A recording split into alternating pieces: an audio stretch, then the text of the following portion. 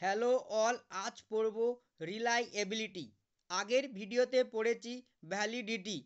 রিলাইএবিলিটির introduction refer to the accuracy and consistency of a measuring tool. Measuring টুলের accuracy and কনসিস্টেন্সিকে বোঝায়।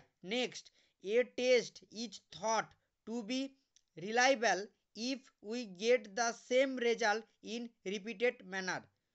যদি repeated manner ধরে কোনো একটা কাজে একটা সেম রেজাল্ট আসে তাহলেই তাকে বলা হচ্ছে রিলাইএবিলিটি। উদাহরণ, BP instrument taking one reading in a patient, if another reading same time not equal then instrument is not reliable. BP instrument দিয়ে একটা পেশেন্টের বিপি চেক করলাম,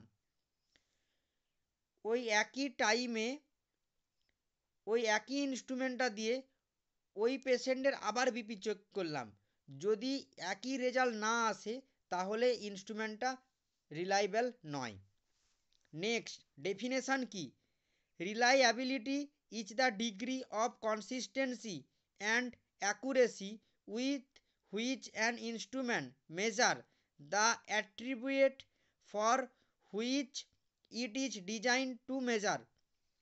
অ্যাট্রিবিউট চেক করার জন্য যে ইনস্ট্রুমেন্টটা ডিজাইন করলাম ওই ইনস্ট্রুমেন্টটা ওই ডিগ্রির কনসিস্টেন্সি এবং অ্যাকুরেসি পর্যন্ত যদি হতে না পারে তাহলে সেটা রিলায়েবিলিটি নয়, আর যদি হতে পারে তাহলেই হচ্ছে সেটা রিলায়েবিলিটি।